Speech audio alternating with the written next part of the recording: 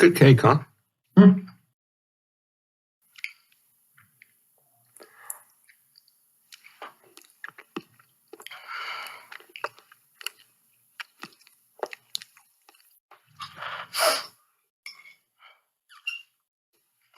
Did you have a good day? No. Pluses, minuses, strikes and gutters. Okay. It's good. It's good cake.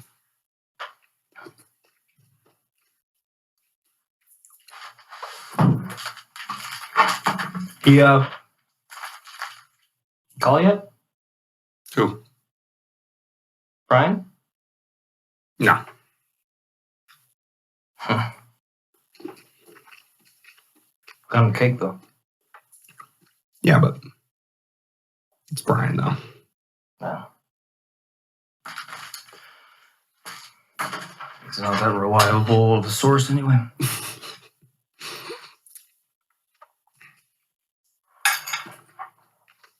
Still.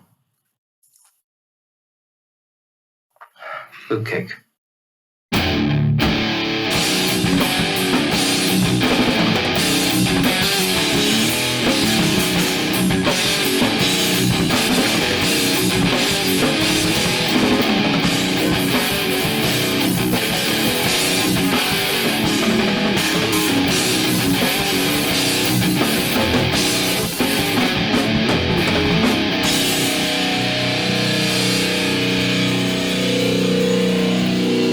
Welcome to Weapons of Meme Destruction Podcast, episode 110, which can be found at wmdpodcast.com/110. It can be found on any podcast catcher. Just search Weapons of Meme Destruction. You can also get the videos on YouTube, Rumble, and Odyssey. And just a word to the audio-only listeners. You missed a hell of a party. You want to watch this one on video, so go check it out over at YouTube, Rumble, and Odyssey. And while you're there, throw us a follow, because YouTube, obviously the biggest of the three platforms, we are creeping ever so closely to that 100 subscriber mark. I think we're at a little over 90 now. We've had exponential growth in the last couple of weeks as we shot up from 82 subscribers to 90. Watch your ass. So here we come, YouTube. But anyway, audio listeners, even if you don't listen on YouTube, please go over, like, follow, share, subscribe the channel so we can bump up those numbers and hopefully make some money through some YouTube ads without having to ask money from you, because I feel icky every time I do it. Who are we kidding? No, I don't. No, you don't. So those are all the places you can get the podcast itself, but you can also link up with us on Twitter, Instagram, and TikTok. Just join the broader sane space and join the community, comment, like, subscribe, share, do all that good stuff. Help us in the algos and spread this message to win hearts and minds. I'm feeling a little lethargic after having to wipe out a half a cake with you. Yeah, I know. It happens. I feel like I need an insulin shot. It'd be nice if you could get one for $35, no? Well, that's what they said. That is what they said. Turns out that's not the case. Well, yes, but actually no. So on today's episode, the three topics are as follows. The Culture Corner, we're talking about Twitter. I should have probably thought about this one before I did it. Tongue It's a tongue twister. Twitter pearl clutching. Try to do that one 5 times. Twitter pearl clutching. Twitter pearl clutching. Twitter pearl clutching. It's tough. Twitter pearl clutching. You really have to focus on it. Tough, you do. You really have to focus on it. We're talking about Twitter pearl clutching over some mocking, some shameless mocking of regime apparatchiks who don't deserve anybody's sympathy. That's not acceptable, Dave. I know. You're supposed to only bow in reverence to the people of the regime. Bend the knee. That's right. At all times. Kiss the ring. Always give them decorum as they're bombing poor brown children halfway around the world. That's what they deserve. Tough, but fair. In Epstein. Okay, that wasn't a tongue twister. That was not a tongue twister. Get your shit together, buddy. I've done that on literally the last 20 plus episodes. It's the copious sugar is what it is. On Epstein didn't kill himself. We are talking the general principle of government is here to fuck up your life and then never take credit for it. Only to use... Who would have seen that coming? Only to use said fuck ups to argue for more government. You know what? I fucked it up, but guys, I can fix it. And the final the final topic, the main part of the episode, we are talking Biden's speech, which was delivered on the evening of September 1st, 2022. From the same pulpit that Hitler himself was. To a very ominous backdrop. I don't know if Biden was trying out for V for Vendetta 2, or if he was just the reckoning. If he was mimicking his probably secret favorite world dictators of years gone by. But the optics are commentable, which we will do, as well as the rhetoric. And so we have thoughts. Don't you know? I gotta smell that little lady's hair. That Natalie Portwood, Port of Vallarta. I have to smell her hair. Real deep black. Sorry. Yeah, I believe that was the entirety of the speech. Yeah, pretty much.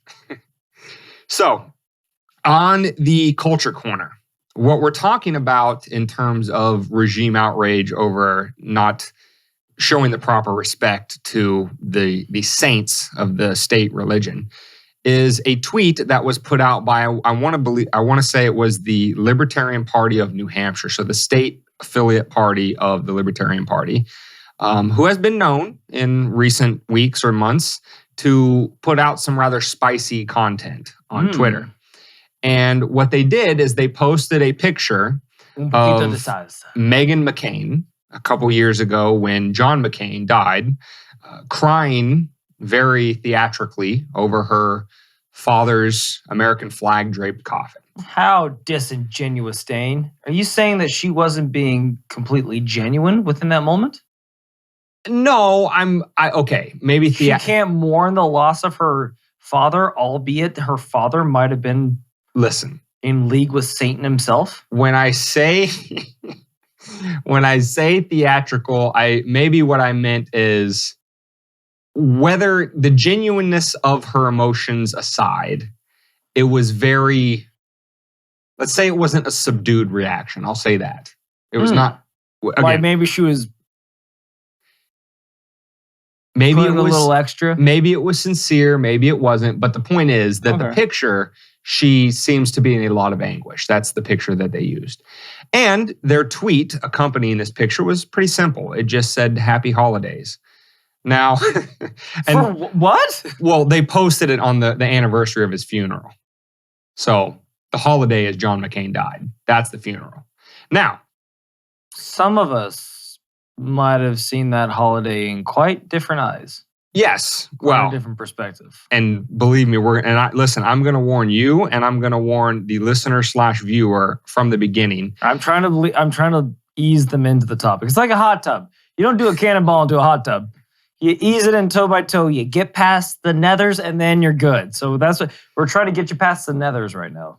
Well, David and I have very specific family experiences that color our emotions or our thoughts about this particular topic. And so if they get away from me later in this segment, now you know why. I mean, if you've been a listener of the show for long enough, you know the story of our grandfather. You know the role that John McCain played in abandoning him, lying about it, covering it up, yada, yada, yada. So you know there's no love lost there from us. But I don't know that anybody at the LP New Hampshire Twitter account or any of the other people that commented on what they had to post have those same sort of personal reaction or personal interactions with John McCain. And that's not to say that our position is necessarily more justified, but just so you know where we're coming from. But the broad pearl clutching, because I want to take it broad and then I want to narrow it and kind of go after libertarians in particular, a specific type of libertarians. Broadly speaking, there was a lot of outrage on Twitter about this. How dare you? Regardless of what you think about John McCain and his policies, how dare you mock the anguish of his grieving daughter, right? A lot of wailing and gnashing of teeth over poking fun at McCain, because where I first saw it is Meghan McCain had retweeted it saying, how sad that we've come to this, and I hope that nobody ever does this to you. Don't load their gun for them. Yada, yada, yada. So she was very sad. So yeah, I mean, before we get into more of it, David, what do you think about the outrage over, if we want to call them mean words on Twitter. If we want to say what they did was mean to Meghan McCain, what do you think about the outrage about being mean to Meghan McCain? I think you shouldn't be famous. You shouldn't try to run the goddamn world and expect people to not say some sleight of hand shit about you, especially if you're the daughter of somebody that was kind of a polarizing figure within the Senate. Senate, right? Yeah. Again, I think as a politician, you need to have thicker skin, which is a dying commodity nowadays. And especially on a fake fucking space. Dying commodity. I like what you did there. Yeah. Because he died. There it goes. The subtlety is gone. Well, no, you still get credit for the subtlety. I know, but now it's like... Anywho, David's comedic talent is wasted on me. It's not, but I'm glad you laugh. I don't know if they're laughing out there, but I'll surmise it as this: is that if you base your life off of Twitter or what happens on Twitter or whatever transpires around Twitter or your profile, I truly do feel sorry for you because Twitter isn't the world. Twitter is slight microcosms of what happened that day. Go ahead. And if you do have Twitter and you're deeply saddened by this reaction, go ahead and look at a post that you had 2 years ago and see how you feel about that. So is it made up now? Have you changed? Have you moved on? Cool. So that's a made up space. Doesn't matter. And we try to make these make-believe places so the fulcrum of our lives a lot of the times. So what I'll say is no one's above reproach and Twitter is a fantasy land. Stay the fuck away from it. A toxic fantasy land, I might add. No one wins Twitter unless you've got blue hair for today. And tomorrow when purple hair is in and blue hair is a racist, it's all right. So what's that old adage, Dane? Play stupid games, win stupid prizes? Exactly. There you go. That's Twitter in a nutshell. And I'll be goddamned if I base any of my opinions of the world from anything that's ever transpired on Twitter ever. And, on that stupid games, stupid prizes theme, I want to say a couple things about what the tweet from LPNH was after and what the pearl clutchers were saying about it. So first of all, there is the issue of John McCain himself. Now, the pearl clutchers easily dismiss John McCain's entire career by saying that, oh, well, you're poking fun at the grief of his daughter, not at him personally. Well, you can't exactly just brush that career aside because the tweet that Meghan put out about it, which will be maybe right around here, I think our video guy will put it in so you can see exactly what she said. It's not here or here. It's floating right here. like a disembodied spirit right next to me. Like McCain's. Is it here? Let me touch it, Carlos. Like McCain's disembodied I said your name. Let me touch it. Oh. So the first thing is you can't disaggregate John McCain's career from the tweet because... Fire word. Did you make that up on the spot, by the way? Yeah. No, it's a real word. It's disaggregate, a real word? Yeah. Wow. Yeah, it's to do the opposite of aggregate, which is put things together. I understand the pretext. So you can't separate. Yeah, I got it. Yeah. Oh, I know what it meant. I was just wondering. Anyway, you can't exactly disaggregate it because McCain herself said, I don't want to live in, something to the effect of, and again, you can see it right shadow. Here. I don't want to live in a world where we're this mean together, implying that a better world is where mean tweets don't go out on Twitter. And which got me thinking, and did anyone die? You can hear you can see the WMD podcast response to this, is she's worried about a world of mean tweets. But her father spent an entire career fighting for a world of endless war, of lying about what happened to other POWs, lying to their families, covering it up and making sure that they never came home. And, did a little bit of hobnobbing around with the guys that eventually became ISIS, as well as some of the people that were in the higher ups in the Azov battalion over there in Ukraine that are, wandering around in Nazi paraphernalia. But, I guess if he fights for that world of total civility and peace and tranquility and, coexistence among all men and women, then I guess she's right that a world of mean tweets is one that we should really be afraid of, not the one that he spent an entire career building and advocating for. Dane, at least look at his voting record. He stood up for the veterans. He stood up for their health care when they came home. Right? Yeah. Ask yourselves, and you can go look back at the numbers yourself. Ask yourself why, when he ran for president, and actually when Ron was running against him in the primaries, why veterans almost across the board didn't want to have anything to do with that piece of human garbage. Because despite his political record being built on war hero this and Maverick, Superman they call him a Maverick. He basically used the military as a pawn to advance his political career, while he completely abandoned people like our grandfather, to basically placate his political betters, the ones who put him in the position. And you say that he at least he got there on his own accord. He didn't, because his daddy was an admiral. Basically, he got to choose the position that he wanted. So again, now go ahead. That's only half of the puzzle, because again, that doesn't answer the pearl clutchers who say, well, but you're poking fun at his daughter's grief, not at him in particular. And what I'd like to say about his daughter's grief is, okay, fine, as far as that goes. But let me tell you something, Meghan McCain. You got a life with your father. Your children got to know their grandfather. You got closure at a funeral to cry over his casket, to have that picture in the first place. You got time. That flag that sits behind David had nothing to come home behind it. And not only did it have nothing to come home behind it, but your father spent an entire political career making sure that the man that stands behind that flag never came home. That when he was shot down and abandoned by the government that your father fought for, he had 3 kids, all under the age of 8. He had a young wife who now had to raise 3 kids all on her own. He has grandkids who have never met him. And all of that was covered up, lied about, and your father built his political career on that, among other things, in terms of warmongering and always funding the war machine with more and more tax dollars. That's the world that your father fought for.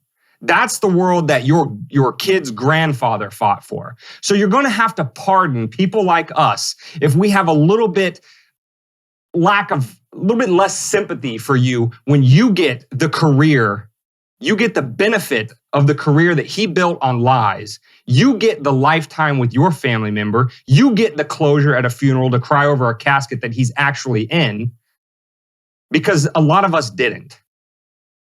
So when you're upset about mean tweets, some words on Twitter that offend you, just remember what's the buzzword of the day? Privilege. Remember the privilege you had to live out your life with your father. A lot of people didn't get that privilege. And on the backs of people like him is why they never had that privilege. So miss us with your tears of pity and your wishing for a better world that your father never fought for. I don't have a joke at this point. You'd be surprised. But yeah, just to harken on to Dane's sentiment, is just, why do we always have to emote for the people that have so much more than the rest of us ever had? Ever. Like, why do I have to mourn a celebrity's death? I don't. Why do I have to mourn McCain's passing? I don't. Like, just because everyone knew your name did not mean that you're a good person. There were a lot of good people, an immense amount of good people that were left behind, that families stood up to McCain on the House floor saying, we have evidence of people's existence and we want to know where they're at. And Maverick, John McCain, Mr. USA, didn't come home early when he was captured by the Viet Cong. Was he captured by the Viet Cong? Mm-hmm. They said they tortured him, but he stayed because he's an American. He wanted to stay with his troops. Well, he would have been committing political suicide, number one, if he had come home. And if you'll notice, if you think we're just shooting shit, he had 2 casts on his arm when he was making those propaganda videos. Now, a lot of people will hold the propaganda videos against him. You're supposed to do whatever you have to in the POW camps to survive. That's it. That's all the truth. So we won't hold that against him. But he had casts, which means they were taking care of him, which means they were making sure that he didn't die because he was a commodity to them, because he was exchanged because he was, again, as we aforementioned, an admiral's son. So everything about him, from top to bottom, was a lie. And that lie went on to cause a lot of harm, a lot of damage, and was willing to do it again and again and again to more generations. So excuse us, as Dane said, for us having no remorse for John McCain's passing.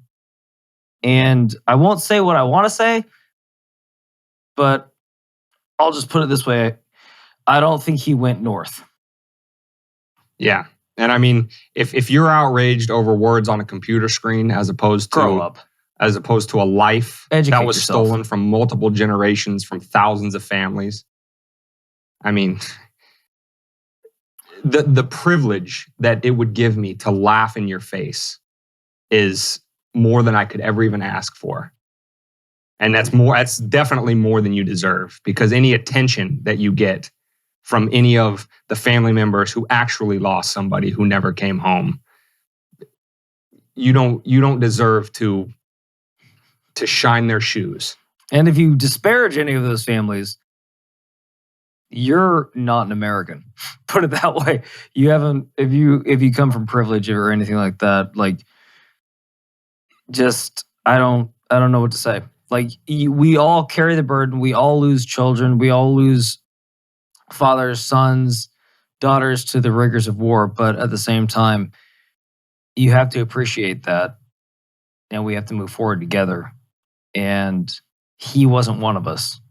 So I would say I wouldn't warn him in the slightest. And as David was given a brief synopsis before we move on of McCain's career and all that kind of stuff, we encourage you to go to our website that was started by our grandmother, that put up all of the documents that tell you basically the entire story, from shoot down and capture all the way to fighting the government and everything McCain did along the way to thwart her efforts, at powherdlicka.com. We'll put it in the show notes page.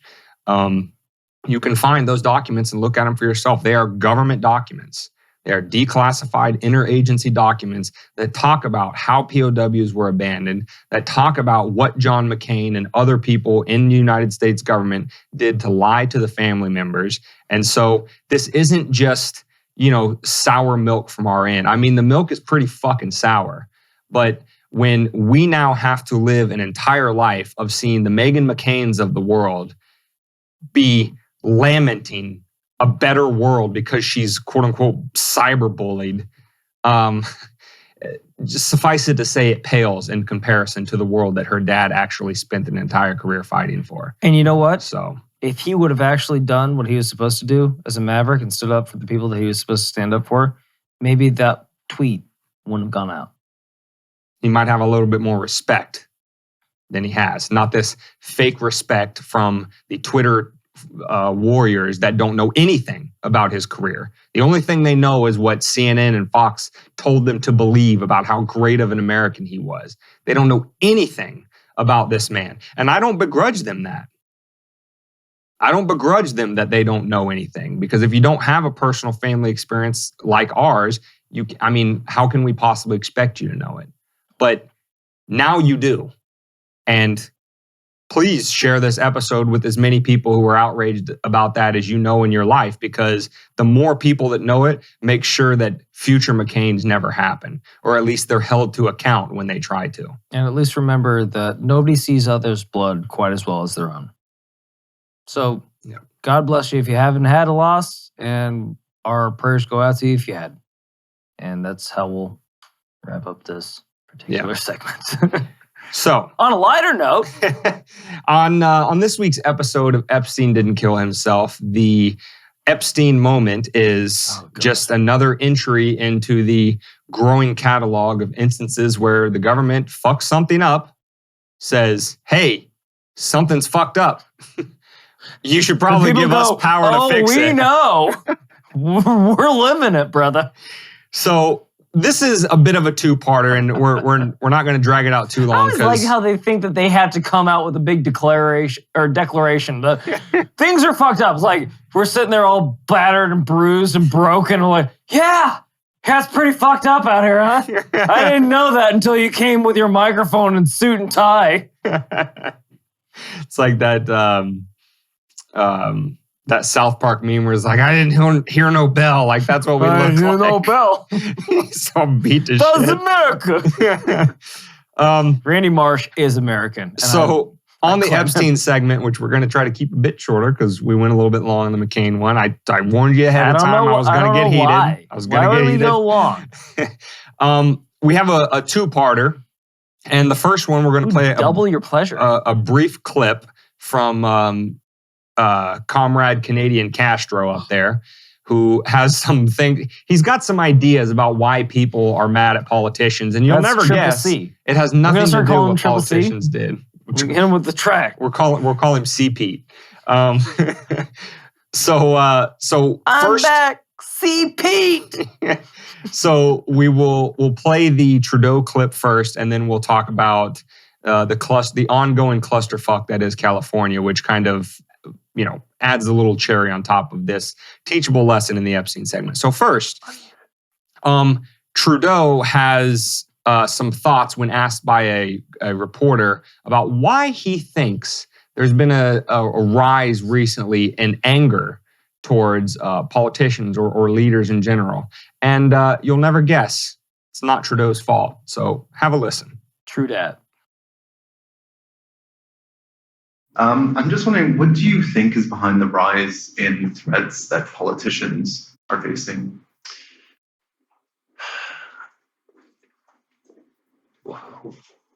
We've been through a lot as a country, as a world over these past years. Obviously, the pandemic. We've been through a lot. Has nothing to do with what government did. Not a fucking thing. Didn't shut down the economy. Didn't, start turning the people against each other to make one group of people second-class citizens. Didn't say this thing was going to kill millions upon millions.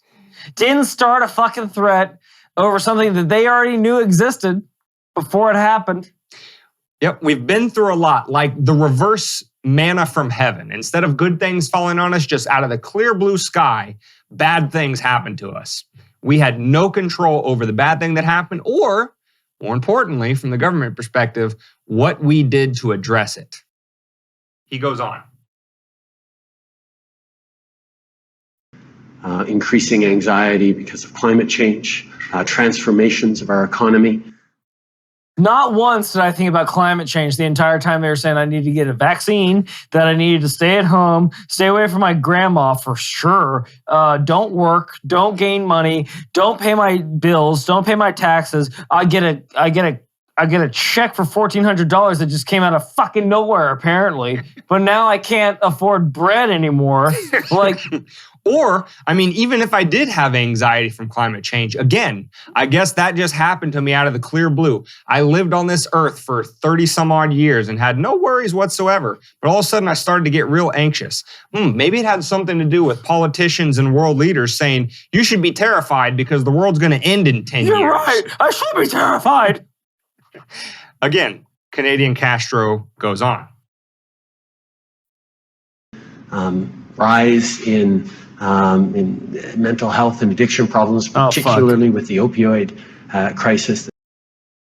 So people definitely didn't have mental health problems and rise in opioid addiction because the government says you can't grow a plant on your windowsill, or, lock yourselves in your house for months at a time and don't talk to anybody. And God forbid you go outside and get any sunlight, because your body definitely doesn't need vitamin D. None of that played a part in mental health and opioid addiction whatsoever. And staying at home that entire time, totally removed from society as a whole. As we know, us humans are social beings. So what do? We turn to vices to seek comfort in that dark time, i.e. alcohol, i.e. cannabis perhaps, i.e. food. Which you get thrown in a cage for possessing. Well, yes, of course. And then unless you get a government opioids. Permission slip. All the addictive things that a disparaged population turns to when they see the downfall of their own lives. Interesting. And why was there a downfall in their own lives? Because somebody came out to a microphone, not unlike the one that he's talking into right now, and said that you can't live your life anymore. Because this magical virus that we have no idea where it came from might kill 2 million people if we're not lucky. And you're probably a racist and secretly fascist if you even question where the virus came from. How dare you? You know, to even bring it up, Dane. Yeah. How dare you have anxiety over all of those things? I'm going to throw up all that half randomly. a cake that I just ate because you said that. We're gonna let Trudeau go on just a little bit longer. The opioid crisis that has been ravaging communities right across the country.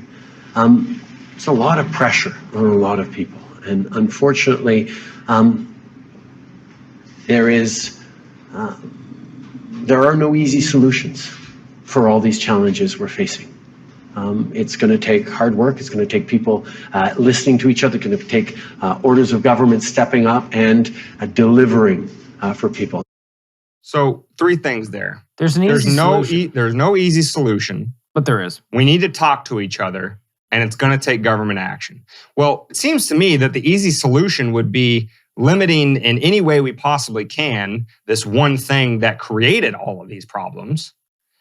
In terms of talking to each other, don't make me laugh myself to literal death with demonizing an entire half of your population because they don't get a medical procedure that you deem that they have or to have. calling truckers Nazis because they stand up for their own rights. Just an idea, a thought, a careless thought. And by the way, what would that stall in delivering goods and services have done to produce around the entire country? Maybe driven prices up and made life even harder?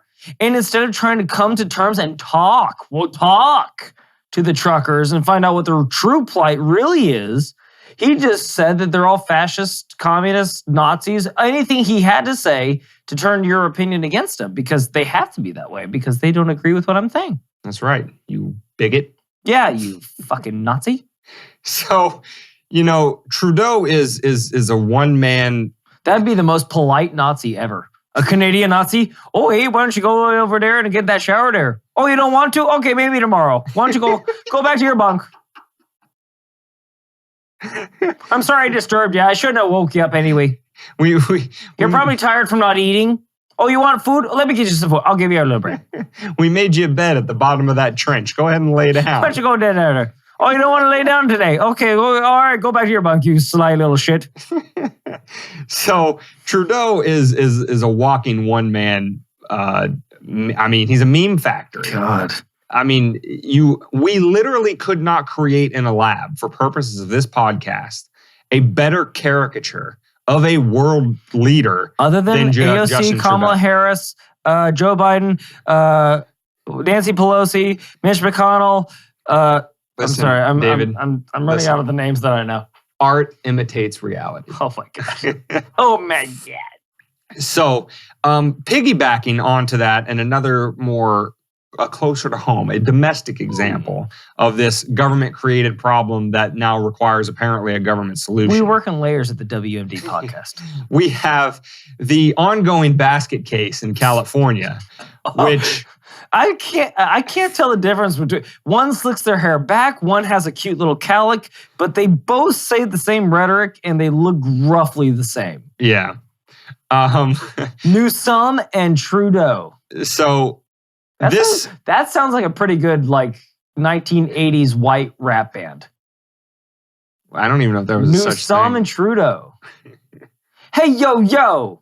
It'd just be that Newsom entire and time. Castro.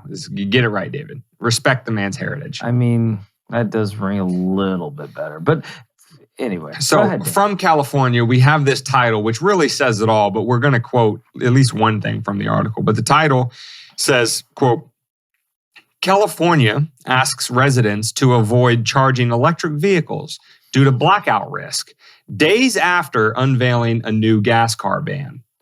So for those of you who are not aware, California recently passed a law, I believe, to phase out all fossil fuel burning vehicles in the state of California by, I want to say, like 2035. You can't buy a gas powered car, at least not from a manufacturer, by 2035 in California. So obviously, it is more than a subtle nudge to push people to buy electric vehicles, which are now at the current rate of electric vehicle adoption in California is placing such a strain on the energy grid in California that they're saying, don't charge your vehicle, AKA apparently don't go to work or do whatever you need to do. Or, you know, take up running. Just suffer blackouts, you know.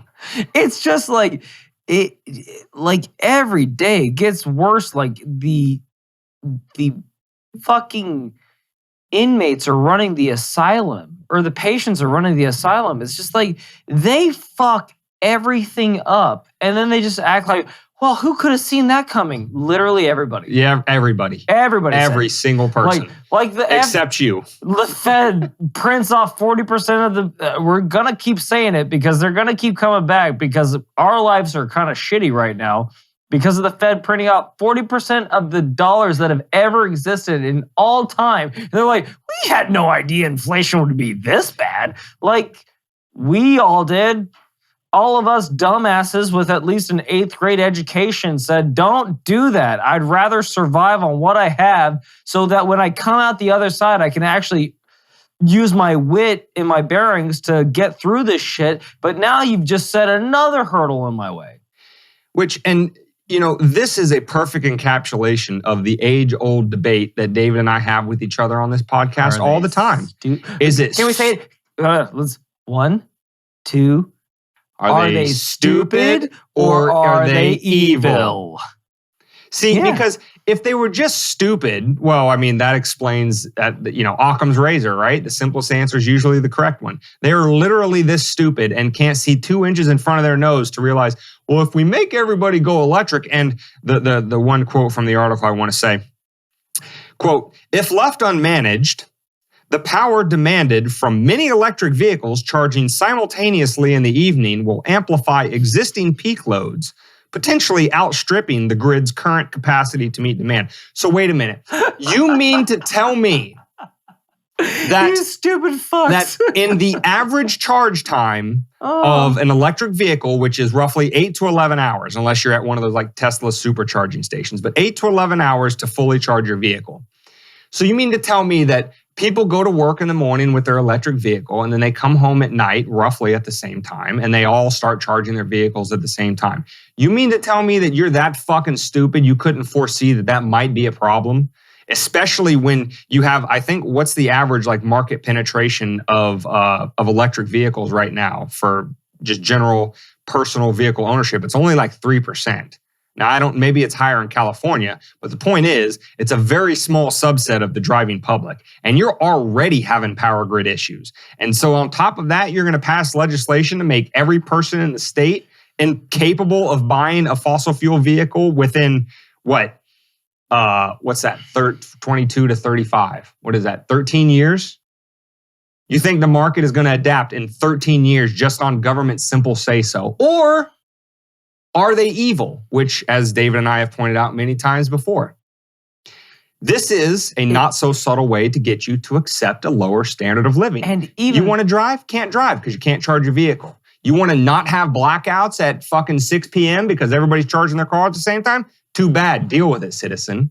Take this lower standard of living and enjoy it. My point being is, even if you can suspend your disbelief for all of that, they would have had to have at least 1 or 2 meetings before they came out with a statewide decree. And you're telling me that no one went, Miss Clifton, Miss Clifton, Miss Clifton, couldn't this be a fucking problem in the beginning? In a long-term point, if everyone, if 100% of the people have a car that's charging at the same time, we can't even keep our water flowing to all of our citizens. Like when we have rolling blackouts now, and we still have fossil fuel cars. So like, shouldn't we take that into consideration?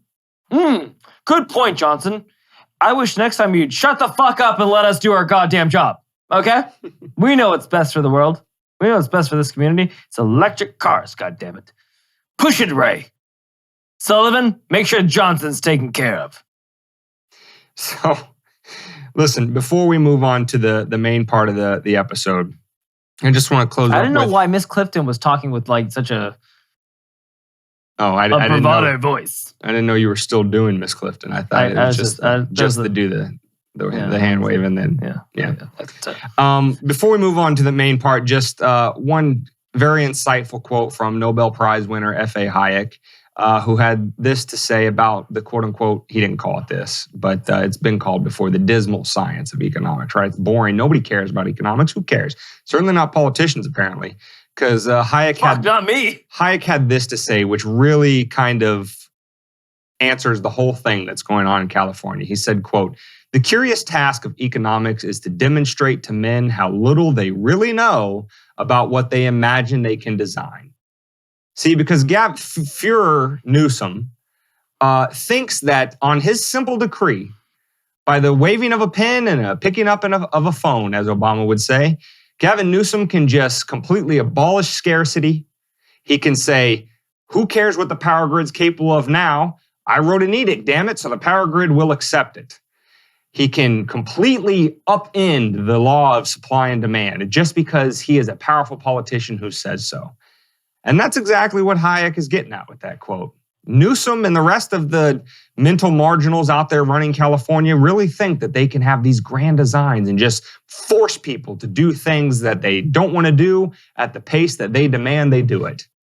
Well, life is about trade-offs, if nothing else, and you might have to give some things up. And Gavin Newsom is, much like we learned during COVID, he's willing to make you give it up, even if he doesn't want to give it up himself. Give up your gas today, give up your freedom the next day, and give up your life after that. And then you'll be free. Right, Dane? That's right.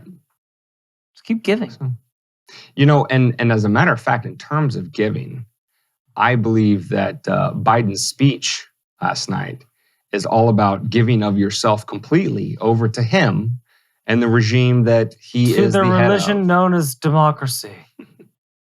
Moreover, the Democratic Party. Right. So in the main part of the episode, we're talking about the September 1st, 2022 speech delivered by Biden, in which if you didn't watch it, I don't blame you. Fortunately for you, David and I risked severe mental illness and potential brain cancer. I blacked out. Shouts out to brain cancer doing us a favor with John McCain. But we risked that. Oh, there's a groaner. There's a groaner right there. We risked that to watch Biden for you so that we could, give you the Cliff Notes version and basically read between the lines. But not encouraging to watch the whole thing. If you just want to look at some pictures or just some brief snippets of it. Or just a picture. Tell me about the optics of that whole thing. Picture's fine. It's fucking horrendous. Actually, as a matter of fact, picture right here. Touch it, Dane. Touch the picture. That looks pretty bad, right? Touch the picture. I don't want to. It's gross. It'll probably give me monkeypox. Can we be thrown in a gulag for that? Probably. Okay. Shit. So I spit on a fake nothing picture. It wasn't even here when I spit. So Biden spent I don't know, an inordinate amount of time doubling down on things he's said over the last couple of years, which we've covered on this podcast. Basically saying, he said earlier in the week, not in this speech, he said earlier in the week, he brought up his age-old AR-15s ain't going to get the job done against F-15s. Again. You got to have planes if you want to fight the government. That's what Joe says. Again, I will say again. Again.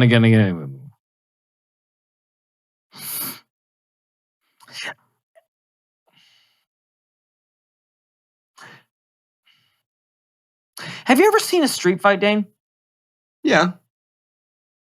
Maybe not in person, but on video. Yeah, you've seen. Yeah. So what's World Star? What's usually the thing that happens is that one of the two of them is like, yo, bro, you don't want this heat. On my mama, son. Bunch of chest bumping, nothing gets done. I'll push you in the ground, dog. Don't make me do this, dog. Like, that's literally what Joe, and all he's doing is egging on the competition. And then 8 times out of 10, the dude gets cracked on a jaw and goes to sleep. But the whole point is that that's antagonization. To say that you cannot stand up against us, we have F-15s. Well, technically, you're supposed to be our servant, are you not? You're employed by us, right? Or have we forgotten about the Constitution? Like you keep blaming Trump for tearing up the Constitution. It seems like he wants to reclaim your guns. That was a part of the Constitution, was it not? They're limiting the words that we can say before they throw us into a jail. I thought the right to free speech was pretty fucking clear in the Constitution. I don't know where they, like, as long as they call you it before they are found out to be it, it's like they get away with fucking murder. Like, you're the murderer, and then yeah. Well, I mean, and so he spends most of the speech denouncing the quote, what he calls the MAGA Republicans. And obviously we understand the association there. Let's call it other. Anybody who supports or voted for Donald Trump. But really, I mean, what it is it's the very broad casting of the net of anybody who doesn't support him and his regime. Right? He is establishment through and through. And like we talked about last week in the Sam Harris segment, the most insidious thing is not the fact that, you know, the left will engage in political hackery against the right and vice versa. It's that this entrenched bureaucracy, this establishment regime who none of us voted for, right? The director of the CIA or the FBI or anybody in any of these other alphabet soup federal agencies, you and I did not vote for that person. So even if we were to concede the point that the United States is a democracy, it's not, it's a constitutional republic, but even if we conceded the point that Biden et al. Always are in a tizzy about protecting and saving democracy and the sacredness of our democracy and the MAGA Republicans are threats to democracy and blah, blah, blah. Even if we concede that point, that regime, who, no matter what administration comes and goes, Republicans or Democrats, the regime remains. And that regime lined up in lockstep, front to back, against Trump. And Biden is the exact opposite. He is a regime apparatchik from start to finish. So when he says MAGA Republicans, he's not just talking about people that fanatically, you know, paint your caricature. They wrap themselves in the flag and they got their red hats on. That's not just who he's talking about. He's talking about 70 some odd million Americans that didn't vote for him and the rest of us who didn't vote for him or Orange Man Bad, but don't like him because he's acting like a dictator, because he's acting like the exact type of person that he claims Donald Trump is. That's who he's going after. And what he's trying to do, and what we talked about during the FBI raid of Mar-a-Lago, what he and the regime are trying to do by saying, be aware of terrorist acts, they are trying to provoke you. That imagery he used with the red backdrop and the Marines flanking him in very fascistic propaganda, Nazi kind of rallies type of imagery, that's not an accident, right? If nothing else, these people are shrewd political operators. Nothing is done on accident. Purpose. And they want to provoke you. They want you to do something, I'm not going to say stupid. They want you to do something crazy so that they can respond, so they can ratchet up the power. And the thing is, we say it on this podcast all the time too. Might as well be are they stupid or are they dumb? Or evil. Excuse me. Segment. When you push the door, it always swings back twice as hard. Remember, Democrats, when you said Trump got elected because he was a Russian Manchurian candidate.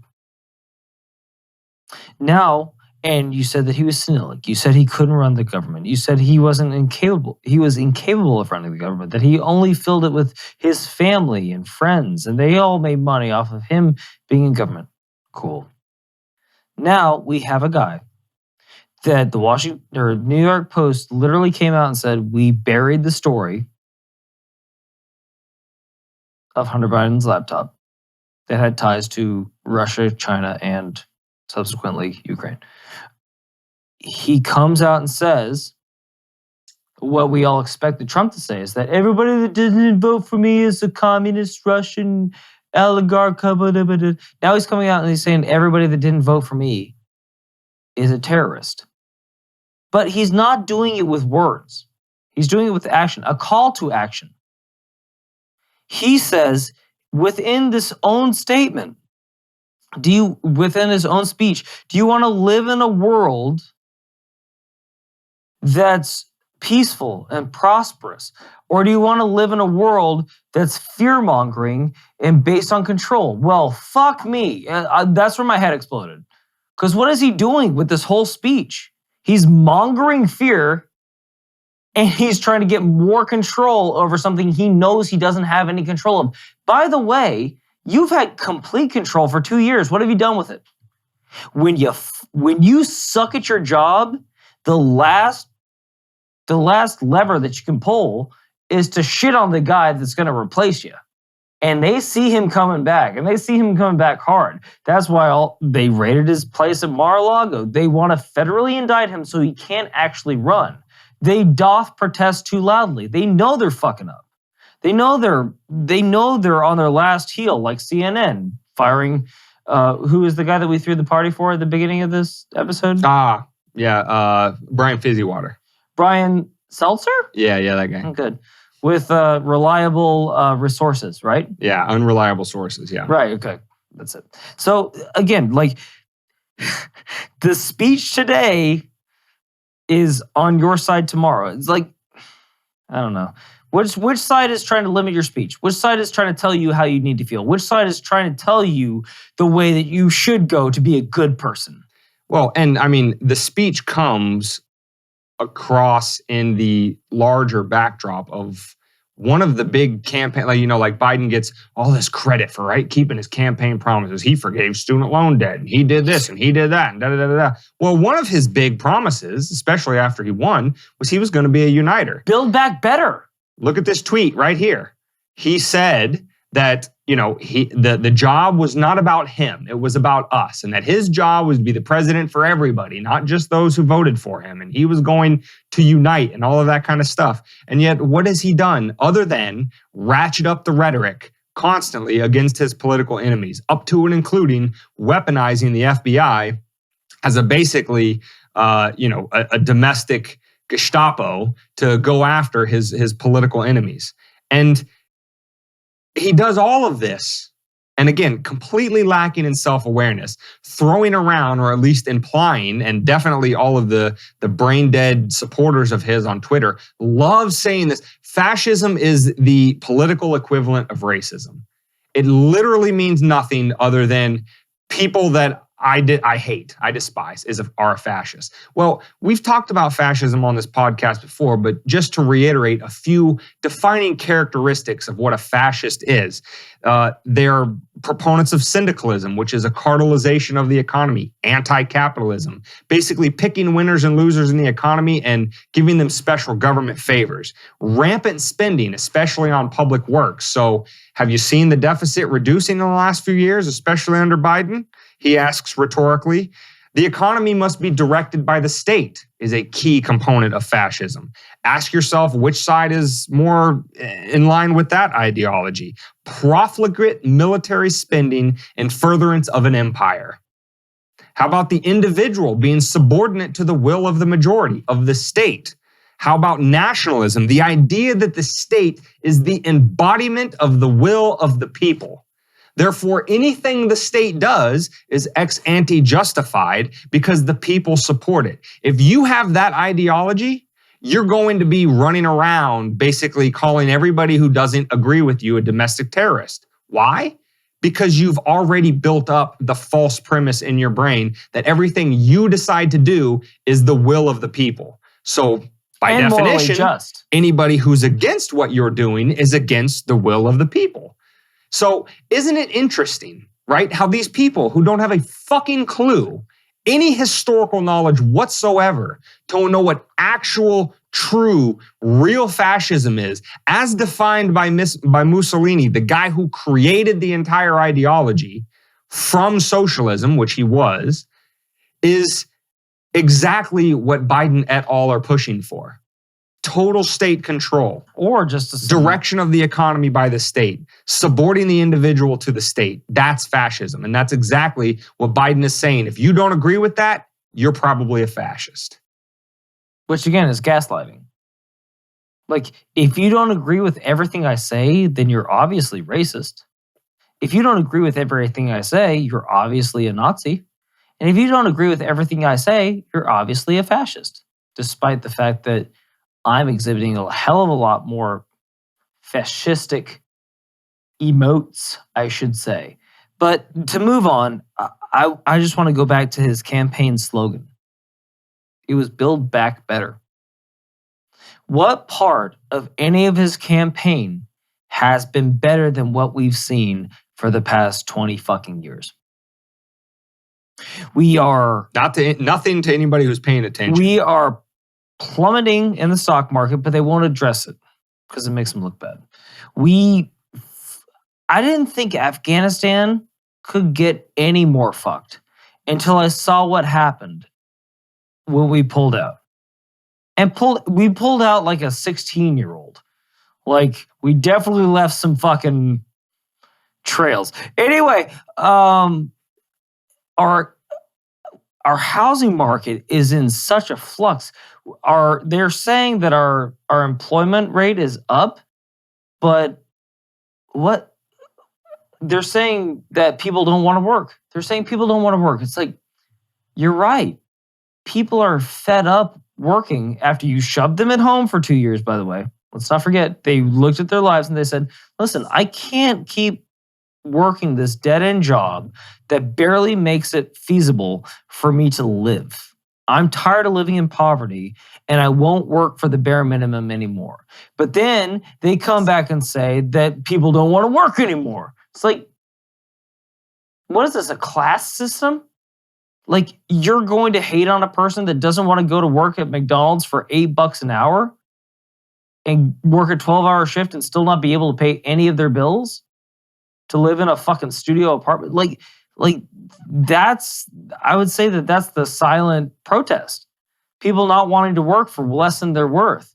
And they can't work for $8 anymore and still afford anything because of inflation. Oh, which was created by the Democratic Party pushing it through, but now they're blaming Trump for printing. Like, nobody takes responsibility for anything. And again, this isn't just a democratically aimed thing. Nobody is taking responsibility for anything. When nobody takes responsibility, nobody holds them responsible for it. That's when you get this shit. That's when you get people just being able to say whatever the fuck they want, whenever the fuck they want to, and they know they're never going to be held accountable for it because tomorrow they'll just say they never said it. And then you'll show them a clip that they said it. And they'll be like, well, it was taken out of context and I really meant this, so we'll just move on. And you, to sustain your belief in whatever religious party that you're at, Republican or Democratic, you'll hold that to your truth. If you're a Republican, you'll say they're a liar and that the Republican's true. And if you're a devout member of the Democratic Party, you'll say the Democrat was right, or at least they meant to do well, because they're obviously more moral than the Republican Party. They just want to make money. So, well, and I guess I'll finish with this, is it's very convenient for Biden to just say MAGA Republicans, MAGA Republicans, MAGA Republicans, because if anybody like... How quick are they going to drop the MAGA, by the way? Oh, instantaneously. We've already right talked when about... they get traction, they're going to drop it. We've already talked about how when John Brennan went on MSNBC and was rattling off the list of people that the FBI was going to start targeting, he just threw in libertarians. Like, that's a very broad umbrella. But, you know... Got to nip it in the bud. But saying MAGA Republicans allows Biden and his... sycophants to basically say, oh, well, he's only going after them. So people that aren't MAGA Republicans, like David and I, again, people that are a little bit more naive will say, well, I'm not a MAGA Republican. They're not going to come after me. What's the big deal? Well, see, here's the thing. Yet. Is although David and I aren't MAGA Republicans, and when Trump said this a couple years ago, and I'm paraphrasing, he said basically, they're coming after me only because I'm in their way. What they really want is to come after you. Now, obviously, Trump being the narcissist he is and his followers, looking up to him as the deity that they do, they're looking at him as their great leader that's standing in between him and them. And that is one way to interpret what he said. But perhaps unintentionally, or maybe he meant it this way, but perhaps unintentionally, a broader, deeper truth is embedded in him saying that. Is that when you look at a John Brennan basically lump in everything who is basically to the right of Hillary Clinton, right, as a domestic terrorist threat who the FBI needs to target, is Trump, them going after Trump because they're really after you, isn't just the people that wear the red hat, wrap themselves in the flag, and swear by everything Trump has to say. It is anybody who dares to question the regime. That's how broad the net gets. So David and I don't have to be MAGA Republicans. You don't have to be MAGA Republicans. You have to simply disagree and in worst cases, voice that disagreement publicly, as we stick our necks out by doing with this podcast. Simply disagree with the direction that Biden and the regime are pushing. And that will get you ensnared in that very, very wide casting of the net. So yeah, they went after Trump because what they're really after is those of us who disagree with the regime. And Trump, not being a person of the inner circle, was in their way at that moment. But he's not there standing as some stalwart to protect us or anything else like that. But still, he said a very fundamental truth, and that is you cannot disagree with the direction that Biden et al. Wants to go. That alone makes you a domestic terrorist. Well, to that we say, MAGA Republicans are the least of your worry, Joe, because there's a lot more of us that fit under that net that aren't MAGA Republicans, that don't take threats kindly and don't take them lying down. And we can read between your lines. We see the optics that you choose to put behind you, and we see the ramping up of your rhetoric. Some of us will stand for far less than others. I guess keep pushing and asking for all the smoke at your own risk. Well, however that manifests, maybe it does at the polls, maybe it does in other ways. But I suggest you stop poking the bear. I think the best way to surmise this is with this whole episode is the quote from V for Vendetta, where this whole episode started, is that people should not be afraid of their government. The government should be afraid of their people. And that's literally every politician I've ever heard on television my entire life has forgotten that very, very derivative principle, is that you're there because we put you there. I know you think that the people that you were placating, that gave you a lot of money to buy a lot of commercial time, that got you elected, you think they put you there. So you're going to suck the and it's fine. You don't mind being a whore for them. But guess what? Eventually you're found out. And in this age of information, where we don't have the only information we got for the last 20 years before, the internet really took off was CNN, Fox News. So it's really easy to control one outlet. It's really easy to control two outlets. But now that every fucking outlet has their own opinion and has more information than they could ever possibly be construed in one 24-hour news cycle, and it's all viable, there's a lot more. I'm hopeful. Are you black pill and I'm white pill? I wouldn't say I'm black pill on this. I'm pretty white pill on it. I don't think it needs to go as far as Biden seems to want to push it. But that's the thing. He has to have backers to push it. Who's going to push it with him? The guys that don't want guns, the guys that want to eat bean curds and tell them that women can be men and men can be women and that masculinity is fucking toxic. Well, but don't you know, David, he has... Wait until you meet that fucking masculinity. He has F-15s, you have AR-15s, and he seems... Who's going to fly this for you? He seems to think that who's flying top this for to you? bottom, left to right, up, who's down, flying and in the center, F-15s, Joe? all the soldiers are going to Who's fall flying in the line and F-15s, shoot Joe? at American citizens. Who do you think they voted for, Joe? That's what he thinks. I know he does. You can think all you want. Which is why I say, stop poking the bear. You're not as strong as you think you are. And again, your side wants to take the guns away from everybody. Who do you think owns all the guns? You fucking moron. Stop being a pacifist wading into war. It's much better to be a warrior. He's not a pacifist. That's for damn sure. Well, he plays a pacifist. Yeah. But it's much better to be a warrior in a garden than a gardener in a war. So remember that. When you want to start talking about taking away people's rights, there's no further, that's the wall. We're up against it. We'll play your game as long as it's just like we're placating you, we're making you feel better, that's fine. We'll be silent, we'll go our own way, it doesn't really change my day. But when you start taking away rights, we start pushing back against the people. Again, it's them calling the people that fight back terrorists.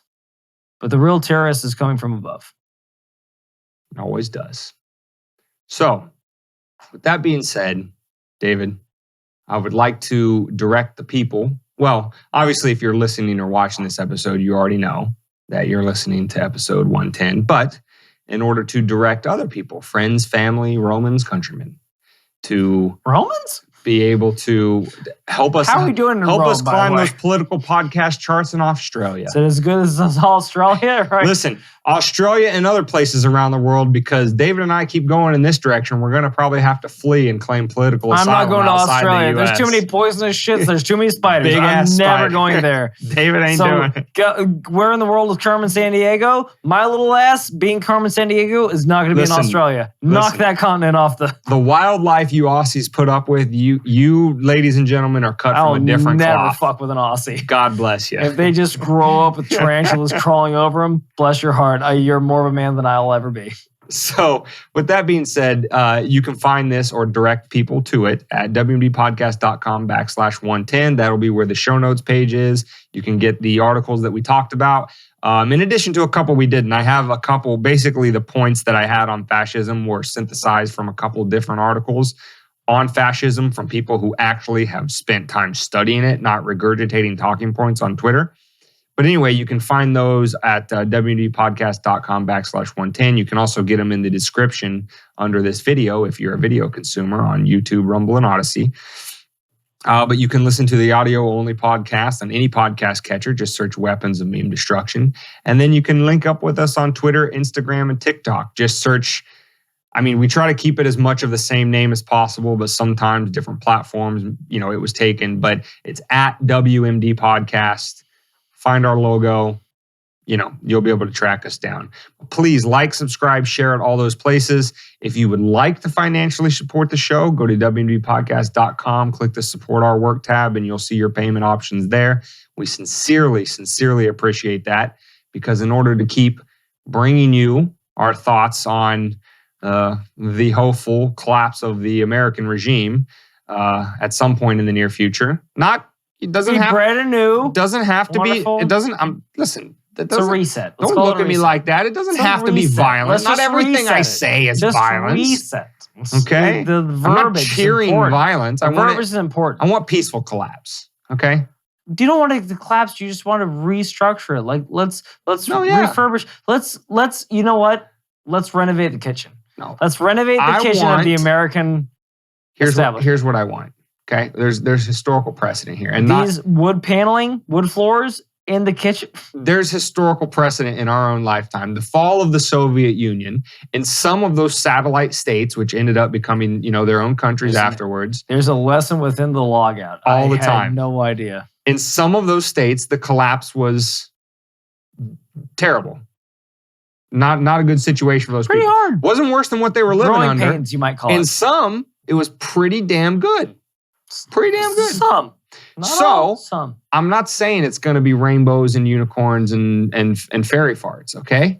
Fairy farts. What I'm saying is... Do you want to go with lollipops that- on that one? Or? What I'm saying is that the current state of affairs... I'm not standing in your way. I'm just saying, let's do this shit. I know, but every time I But say let's do stuff it like so much that, you're easier. always looking at me like... it's not, that's the way Like to I'm turn something. sharpening the guillotine. I want to keep my fucking phone. I want to keep, like, I'm not even all the way caught up on Lost yet. Yes, you are correct that there are some scary implications in that. So let me be the second to tell you, since David is apparently the first.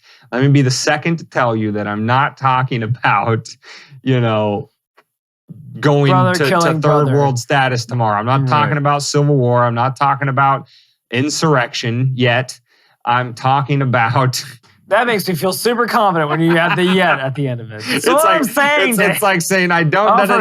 I'm not gonna rape you, but you definitely shouldn't walk to your car alone later. Anyway, if you would like David and I to keep being hopefully voices of reason in this sane space, the sane space that we've created, and to keep you away from the insanity going on in the rest of the world, your financial support is appreciated. Or again, you can always just hit us with those subscribes or give us more listeners. Tell your friends, your family, exactly. everybody. The more subscribes we have, the better the rates. All of that stuff that does the algo boosting. Give us that ratio. We get to a size. Give us that ratio where advertising on our YouTube videos and stuff like that. And all you have to do is press the skip button. Can pay us money. That's it.